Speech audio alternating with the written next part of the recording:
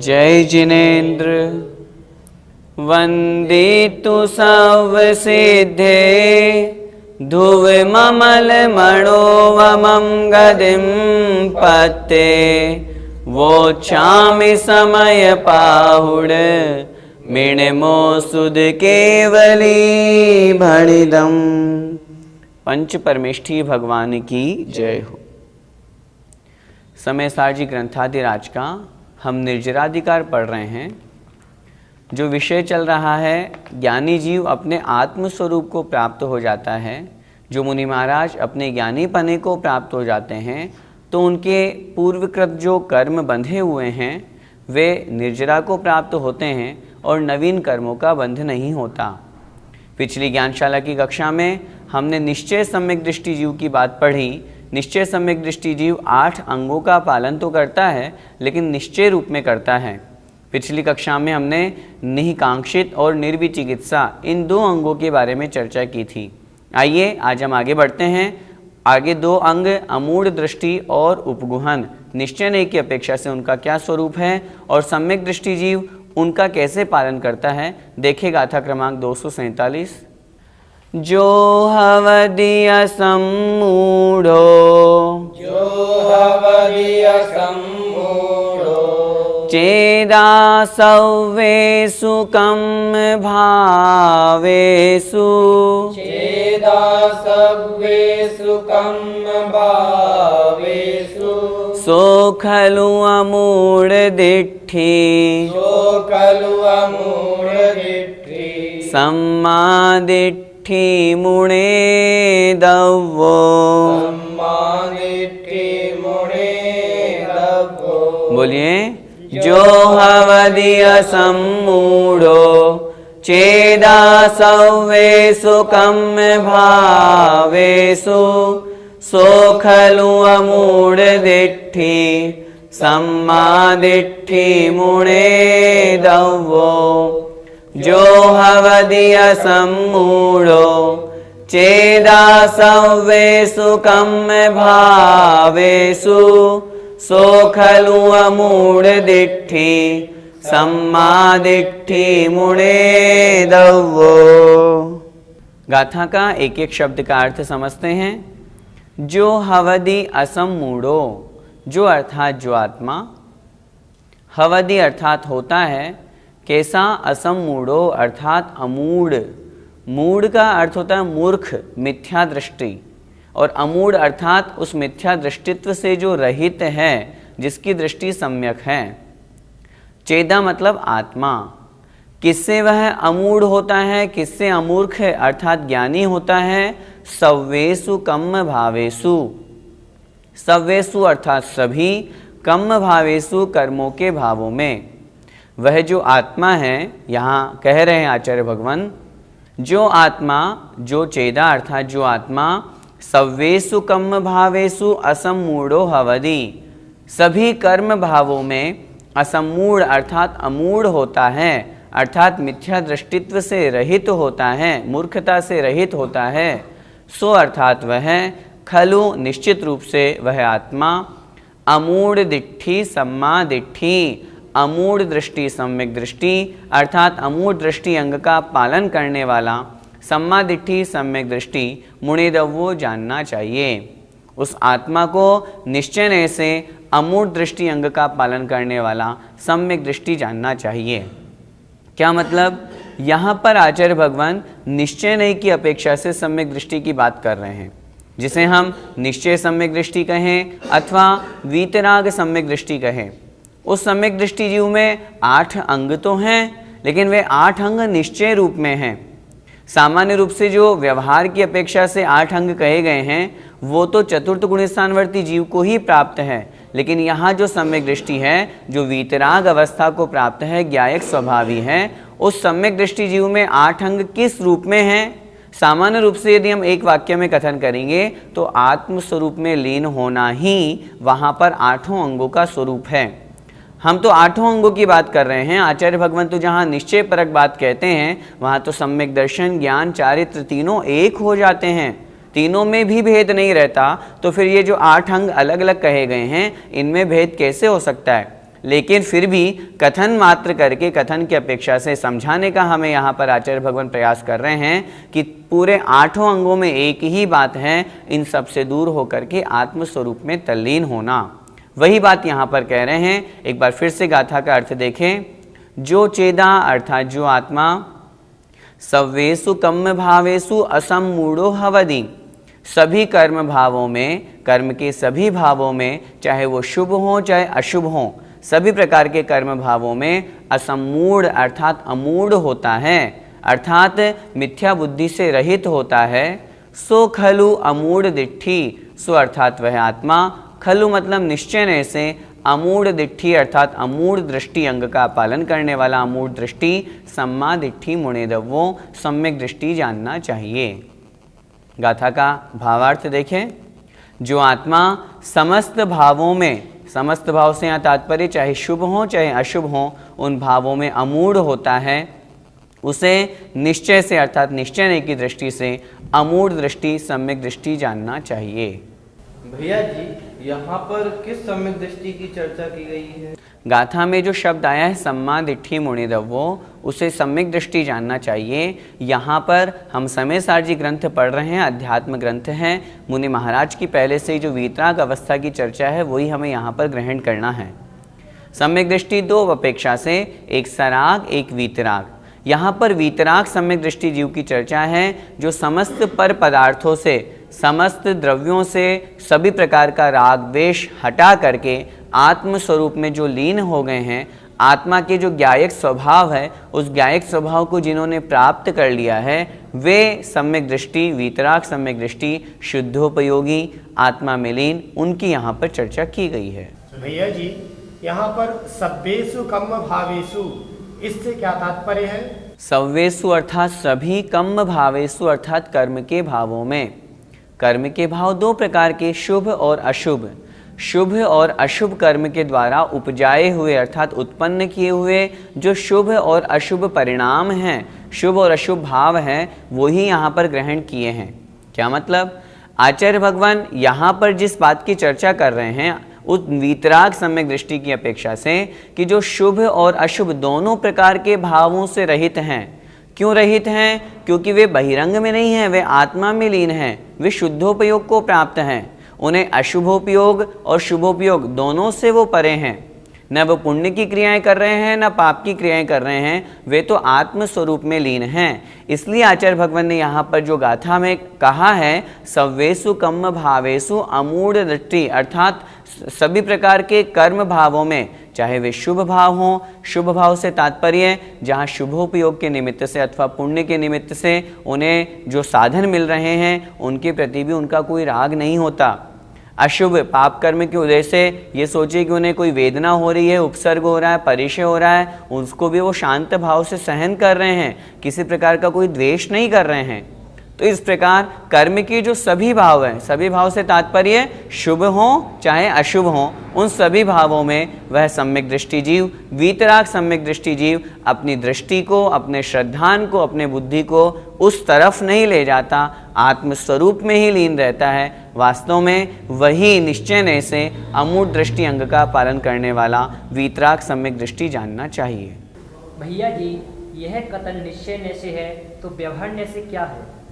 आचार्य भगवान समंत भद्र स्वामी महाराज ने रत्नकरंडक शौकाचार्य जी में सम्यक दर्शन के 8 अंगों का जहाँ पर वर्णन किया है, वहाँ पर अमूढ़ दृष्टि अंग का स्वरूप उन्होंने लिखा, का पथे पथि दुखानाम का पथस्थेप्य सम्मति असंप्रक्ति रनुत्कीर्ति रमूढ़ा दृष्टि रुच्यते। हम इस श्लोक को संक्षिप्त में यहाँ पर समझते हैं, जो कि व्यवहार नहीं की अपेक्षा से है। का पथे पथि दुखानाम, का पथे अर्थात कुमार्ग पर। कैसा है कुमार्ग? दुखानाम पथि, जो दुखों का मार्ग है। अच्छी तरह से समझना है हमें इस श्लोक को भी। हम निश्चय को तो प्राप्त करेंगे ही करेंगे, लेकिन उसके पहले व्यवहार अमूढ़ दृष्टि तो बन जाएं। जब तक वो नहीं बनेंगे तब तक निश्चय नए से जो वीतराग सम्यक दृष्टि है उसकी हम कैसे कल्पना कर सकते हैं। तो इसलिए इस गाथा को, इस श्लोक को भी हमें अच्छी तरह से समझना है, ताकि यदि हमारे जीवन में किसी प्रकार से कोई भी मिथ्या देवी देवता, सरागी देवी देवता की मन वचन काय से प्रशंसा भी है अथवा उसकी स्तुति भी है, तो वो हमारे लिए कुमार्ग की तरफ ले जाने वाली है। इसलिए आचार्य भगवान ने सबसे पहला ही शब्द दिया दुखानाम पथि, जो दुखों का मार्ग है। ऐसे उस कुमार्ग में जहां पर खोटे देवशास्त्र गुरु, खोटा धर्म हो, उनकी का पथे पथि दुखानाम का पथस्थेप्य सम्मति, और जो कापथ में स्थित है, कुमार्ग में जो लगे हुए हैं, एक तो कुमार्ग में और कुमार्ग में लगे हुए, उनकी असम्मति ही अर्थात मन से उनकी प्रशंसा नहीं सोचना, मन से उनके लिए अच्छा नहीं सोचना कि वो बहुत अच्छे हैं, देखो उनके यहाँ कितना अच्छा धर्म होता है। कुमार्ग की मन से यदि आप प्रशंसा मन में सोच रहे हो तो सम्यक दर्शन में दोष लगेगा। आगे कह रहे हैं असंप्रक्ति रनुत्कीर्ति, असंप्रक्ति शरीर से नमस्कार आदि क्रियाएं नहीं करना। कहीं किसी सरागी देवी देवता के यहाँ चले गए, कुदेवी देवता के वहाँ चले गए और वहाँ हमने हाथ जोड़ करके नमस्कार कर लिया।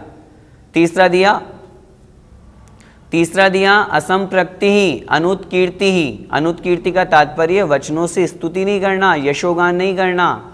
यही वास्तव में अमूढ़ा दृष्टि उच्यते, अमूढ़ दृष्टि कहा गया है। क्या मतलब? व्यवहार नहीं की अपेक्षा से सम्यक दृष्टि जीव, जो चौथे गुणस्थानवर्ती जीव है, वह कैसा होता है? वह जो कुमार्ग है, खोटा मार्ग है। पहले हम समझे कुमार्ग है क्या। सच्चा मार्ग है मोक्ष मार्ग, जहाँ सम्यक दर्शन ज्ञान चारित्र हैं, जहाँ सच्चे देवशास्त्र गुरु हैं, वह सच्चा मार्ग कहलाता है।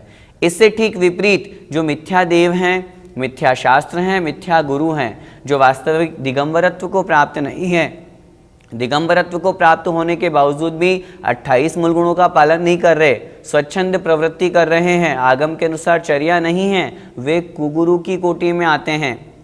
जो नग्न दिगंबर नहीं है, खोटा वेश धारण करके अपने आप को महंत, अपने आप को पूज्य मानते हैं, वे खोटे गुरु की कोटि में आते हैं। जो वीतरागी, सर्वज्ञ, हितोपदेशी इन 3 गुणों से युक्त नहीं हैं, बल्कि सरागी हैं, वस्त्र पहने हुए हैं, स्त्री पुत्र आदि से सहित हैं, फिर भी अपने आप को भगवान मानते हैं अथवा लोग उन्हें भगवान मान करके पूछते हैं, वे खोटे देव कहलाते हैं। और कपोल कल्पित अपने मन से एकांत पक्ष को पुष्ट करने वाले जो शास्त्र हैं, वे कहलाते हैं खोटे शास्त्र।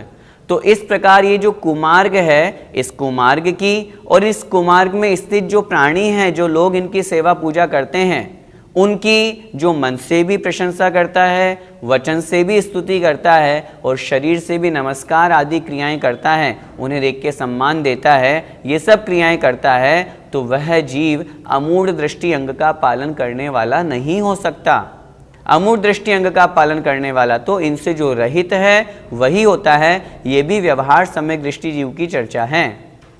जब व्यवहार सम्यक दर्शन में वह कुमार्ग से, कुधर्म से दूर होगा, तभी तो सच्चे रास्ते पर लगेगा, तभी तो वह सम्यक दृष्टि कहलाएगा। अगर वह कुमार्ग की ही सेवा कर रहा है, खोटे धर्म को ही अपना मान रहा है, तो फिर वो सम्यक दृष्टि कहलाने लायक भी नहीं है। पंडित दौलत राम जी ने भी छड़ाला में एक पंक्ति कही है अमूढ़ दृष्टि अंग के लिए, तत्व कुतत्व पिछाने। तत्व मतलब जो वास्तविकता है, कुतत्व मतलब जो खोटा है, गलत है, उन दोनों में जो पहचान करता है, वास्तविकता का जिसको ज्ञान होता है और तत्व को ग्रहण करता है और कुतत्व को छोड़ देता है, वास्तव में वही जीव सम्यक दृष्टि है। गाथा में तो वीतराग सम्यक दृष्टि जीव की बात की गई है, लेकिन हमें सराग सम्यक दृष्टि जीव जो चतुर्थ गुणस्थान वर्ती है उसको भी समझना है। यदि हमारे अंदर किसी प्रकार का कोई मूढ़पना है, हम किसी देवी देवताओं को मानते हैं, उनकी सेवा पूजा करते हैं, उनकी मान्यता बनी हुई है। सोचिए हम जैनियों के घरों में भी, बहुत से घरों में जब हम जाते हैं, बहुत से देवी देवताओं की फ़ोटो लगी हुई रहती है, लोगों की मान्यता है, कोई उनका उपवास कर रहा है, कोई किसी देवी का व्रत कर रहा है। क्यों इन चक्करों में पड़ रहे हैं? बड़े सौभाग्य से हमें यह मनुष्य पर्याय मिली है, हम सम्यक दर्शन को प्राप्त करें। हम पढ़ तो रहे हैं समय साथ और काम भी नहीं कर रहे छेड़ाला लायक भी, तो फिर हमारा पढ़ना कैसे सार्थक होगा? इसलिए सबसे पहले तो हम अपने आप को सम्यक दृष्टि बनाएं, आगम के अनुसार जो सम्यक दर्शन का स्वरूप कहा गया है उसे अपने जीवन में अपनाएं, ताकि उसको ग्रहण करके फिर हम वीतराग सम्यक दर्शन की ओर आगे बढ़ सकें। इस गाथा का पद्यानुवाद देखते हैं। नामुग्ध मूढ़ मुनि हो जग वस्तुओं में, होली ने आप अपने अपने गुणों में, वे ही महान समदृष्टि अमूढ़ दृष्टि, नासाग्र दृष्टि रखना सत्कर्म सृष्टि। अंतिम पंक्ति कितनी अच्छी है। जो शुभ और अशुभ दोनों दृष्टियों से रहित होते हैं, नासाग्र न राग ना द्वेष, नासिका के अग्र भाग पर जिनकी दृष्टि रहते हैं, वास्तव में वे ही समस्त कर्म रूपी सृष्टि अर्थात संसार का समापन करते हैं। अमूढ़ दृष्टि अंग का स्वरूप हमने निश्चय से समझा। उसी के आगे उपगुहन अंग का स्वरूप हम निश्चय की दृष्टि से देखते हैं। जो सिद्ध भक्ति जुत्तो, जो सिद्ध भक्ति जुत्तो, उवगुहण गोदु संविधम माणम, उवगुहण गोदु संविधम माणम, सो उवगुहण गारी, सो उवगुहण गारी, सम्मादिट्ठी मुणे दव्वो। सम्मादिट्ठी मुणे दव्वो। बोलिए, जो सिद्ध भक्ति जुत्तो, उवगुहण गोदु संविधम माणम, सो उवगुहण गारी, सम्मादिट्ठी मुणे दव्वो। जो सिद्ध भक्ति जुत्तो, उवगुहण गोदु संविधम माणम, सो उवगुहण गारी, सम्मादिट्ठी मुणे दव्वो। गाथा का अर्थ देखें। जो अर्थात जो आत्मा सिद्ध भक्ति जुत्तो, सिद्ध भक्ति से युक्त है। सिद्ध से तात्पर्य जिन्होंने अष्ट कर्मों का नाश कर दिया है, आत्मा के वास्तविक स्वरूप को जिन्होंने प्राप्त कर लिया है, ज्ञान दर्शन चेतना मात्र से जो युक्त हैं, अनंत गुणों के जो भंडार हैं, वे ऐसे सिद्ध भगवान की भक्ति से जो युक्त हैं, सहित हैं। और कैसे हैं? उवगुहण गो अर्थात नाश करने वाला है। दो मतलब तो किसका नाश करने वाला है वह आत्मा? सव्वधम्माणम, सभी धर्मों का। सभी धर्मों से तात्पर्य रागादि जितने भी वैभाविक हैं, चाहे वे शुभ हों चाहे अशुभ हों, उन सभी भावों का जो नाश करने वाला है। सो उवगुहणगारी, सो अर्थात वह आत्मा, उवगुहणगारी अर्थात उपगुहनकारी अर्थात उपगुहन अंग का पालन करने वाला। सम्मादिट्ठी अर्थात सम्यक दृष्टि, मुणेदव्वो जानना चाहिए। उस आत्मा को उपगुहनकारी अथवा उपगुहन अंग का पालन करने वाला सम्यक दृष्टि जानना चाहिए। किस सम्यक दृष्टि की बात चल रही है? वीतराग सम्यक दृष्टि की। वीतराग सम्यक दृष्टि जो अपने आत्म स्वरूप में लीन है, वीतराग स्वसंवेदन से युक्त है, वह किस प्रकार उपगुहन अंग का पालन करता है? जो सिद्ध भक्ति से युक्त है। आत्मा के वास्तविक स्वरूप की भक्ति, आत्मा के वास्तविकता का जिसको ज्ञान हो गया है, परिचय हो गया है, उसमें जो डूबे हुए हैं। दूसरा विशेषण दिया जो सव्वधम्माणम उवगुहणगो अर्थात सभी प्रकार के राग द्वेषादि जितने भी विभाव हैं, कर्म के जो उदय से, शुभ कर्म के अथवा अशुभ कर्म के उदय से जो शुभ भाव और अशुभ भाव होते हैं, उन सभी विभावों से जो रहित हैं, उन सभी का जो नाश करने वाला है, वास्तव में वही उपगुहन अंग का पालन करने वाला निश्चय सम्यक दृष्टि जानना चाहिए। फिर से गाथा का एक एक शब्द देखें। जो अर्थात जो आत्मा सिद्ध भक्ति जुत्तो, सिद्ध भक्ति से युक्त है।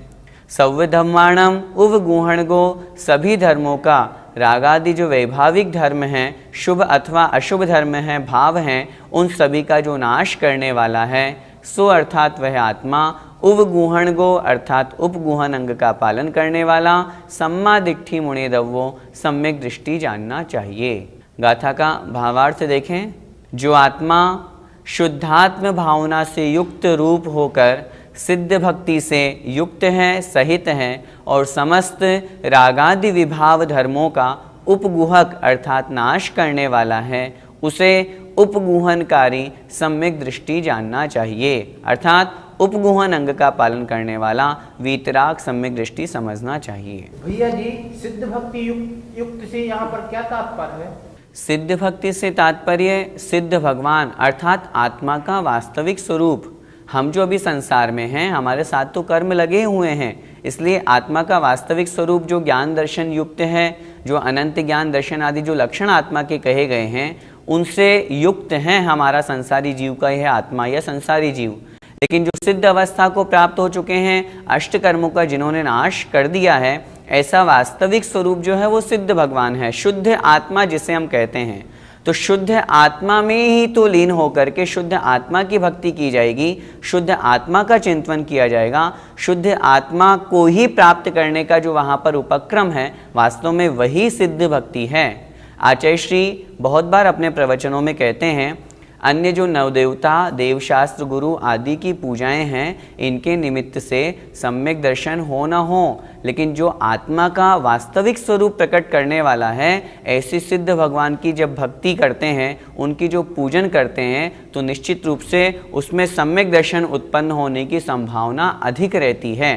क्यों? जीव अपने वास्तविक स्वरूप को जानता है। अन्य पूजाओं में तो उन भगवान का गुणानुवाद किया है, लेकिन सिद्ध भगवान में, सिद्ध भगवान की पूजन में सिद्ध भगवान के गुणानुवाद के साथ साथ आत्मा के वास्तविक स्वरूप का भी तो ज्ञान होता है कि आत्मा कैसी है, इसलिए उससे और अधिक भाव लगते हैं और उस जीव को वास्तविकता का परिज्ञान होता है। जो वीतराग सम्यक दृष्टि जीव हैं जब अपने आत्मा में लीन होकर के उसी शुद्ध आत्मा का चिंतन करते हैं तो जो जैसा चिंतन करता है वो वह वैसी उस अवस्था को प्राप्त हो ही जाता है। इसलिए वह वीतराग सम्यक दृष्टि जीव सिद्ध का चिंतन करने से सिद्ध स्वरूप बन जाता है। भैया जी, यहाँ पर सर्वधर्मों को नाश करने से क्या तात्पर्य है? धर्म से यहाँ अर्थ लेना है भाव रूप में, सभी प्रकार के भाव से तात्पर्य है। कर्म के उदय में, शुभ कर्म के उदय में शुभ परिणाम, पुण्य के उदय से, अशुभ कर्म के उदय से अशुभ परिणाम होते हैं। आत्मा शुभ और अशुभ दोनों प्रकार के परिणामों से, दोनों प्रकार के भावों से रहित होता है, अर्थात उन दोनों विकारी भावों से वह जीव रहित हो गया है, उन भावों का वह नाश करने वाला है। इसलिए आचार्य महाराज ने यहाँ पर सव्वधम्माणम शब्द का प्रयोग किया।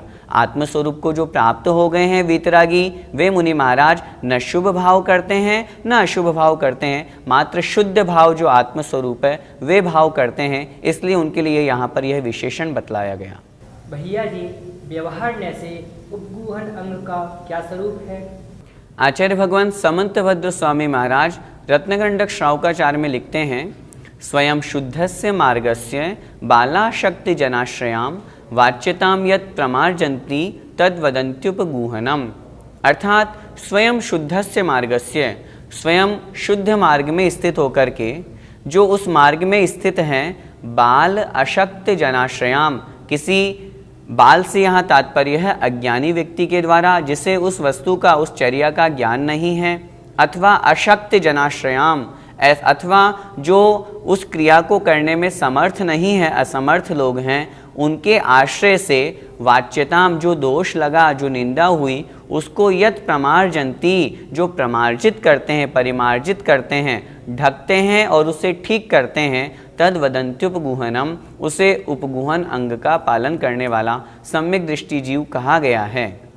छेड़ाला में भी हम पढ़ते हैं, निज गुण अरूपर ओगुण ढाके वा जिन धर्म दीपावे, अर्थात जो अपने गुणों को और दूसरों के अवगुणों को ढकता है। अपने गुणों को ढकने से तात्पर्य अपनी बढ़ाई नहीं करना, सामने वाले में यदि कोई दोष है तो उनको उजागर नहीं करना, वास्तव में वही उपगूहन अंग का पालन करने वाला है। दूसरे के दोषों को ढकने से तात्पर्य ऐसा नहीं कि हम दूसरों के दोषों को हमेशा देखते ही जाएं, उसको प्रमार्जित भी करना हमारा कर्तव्य है। यदि हमारा साधर्मी किसी अपेक्षा से वह मार्ग से विचलित हो गया है तो उसे पुनः उसी में स्थापन करना, जो स्थितिकरण अंग आगे हम समझेंगे, वह उसका स्वरूप भी हमें समझना चाहिए, तभी तो वहाँ पर उपगूहन अंग का पालन करना सार्थक कहा जाएगा। यह व्यवहार न्याय की अपेक्षा से कहा गया है। हम सभी उस व्यवहार न्याय का भी पालन करें और निश्चय से उपगूहन अंग का पालन करने वाले सम्यक दृष्टि बनने की भावना रखें। भैया जी, ऐसा करने से क्या होता है? वीतराग सम्यक दृष्टि जीव जब इस प्रकार के 8 अंगों का पालन करता है, आत्मस्वरूप में लीन होता है, तब वह अपने जो उसने पूर्व में बांधे हुए कर्म हैं उन कर्मों की वो निर्जरा करता है और नवीन कर्मों का बंध नहीं करता। मोक्ष का यही तो मार्ग है। पूर्वकृत जो पूर्व में बांधे हुए कर्म हैं वो निर्जरा को प्राप्त हो रहे हैं, नवीन कर्म नहीं बंध रहे हैं, तो जितने कर्म हैं सब धीरे धीरे क्षय को प्राप्त हो जाते हैं और वह जीव मोक्ष तक पहुंच जाता है। यही हमें इस गाथा का, जो दोनों गाथाएं पढ़ी उसका यही सार समझना है। इस जो उपगुहन अंग है और अमूढ़ दृष्टि अंग है, वीतराग सम्यक दृष्टि जीव की अपेक्षा से जो कहा गया है, सभी शुभ और अशुभ परिणामों से दूर होकर के जो आत्म स्वरूप में लीन होते हैं, आत्मा के शुद्ध भाव में स्थित होते हैं, वे ही अमूढ़ दृष्टि और उपगुहन अंग का पालन करने वाले वीतराग सम्यक दृष्टि कहे जाते हैं। इस गाथा का पद्यानुवाद पढ़ते हैं। मिथ्यात्वयादिक शुभाशुभ भाव छोड़े, है सिद्ध भक्ति रत है मन को मरोड़े। सम्यक्त्व संग उपगुहन अंग धारी, वे मान्य पूज्य अनगार नहीं अगारी। अनगार से यहाँ तात्पर्य मुनि महाराज और अगारी का तात्पर्य गृहस्थ। ये सब लक्षण किसमें होते हैं? वे शुद्धोपयोगी मुनि महाराज, उनमें ही ये वीतराग के लक्षण घटित होते हैं, नहीं अगारी। गृहस्थ में ऐसा लक्षण नहीं होता। जो लोग गृहस्थ में चतुर्थ गुण स्थान में भी वीतराग सम्यक दर्शन आदि को मानते हैं, उन्हें अच्छी तरह से इस बात को समझ करके अपनी धारणा आगम के अनुसार बनानी चाहिए। जय जिनेन्द्र। मानक चंद, कमला देवी, राकेश, नीतू, ऋषभ, सौम्या एवं आयुषी मुशरफ, B123, सेठी कॉलोनी, जयपुर, राजस्थान। श्री जनार्दन प्रसाद जी, श्रीमती पतंती देवी, मुकेश कुमार, साक्षी, ईशा, मोना खंधार, श्री किशोर खंधार, श्रीमती सुषमा खंधार, परिमल खंधार, अहमदाबाद। शुल्लक 105 श्री ज्ञान सागर जी महाराज की पुण्य स्मृति में श्रीमती शांति देवी छाबड़ा, पटना, बिहार। ईसरी पारसनाथ एवं उनके पुत्र पुत्रवधू श्री अशोक उमा, पटना। श्री विनोद बबीता, गुवाहाटी। श्री सुनील शालू, पटना। ब्रह्मचारी संजय भैया, ईसरी। श्री अभय मेघना, चंडीगढ़। श्री आलोक मेघना, वडोदरा।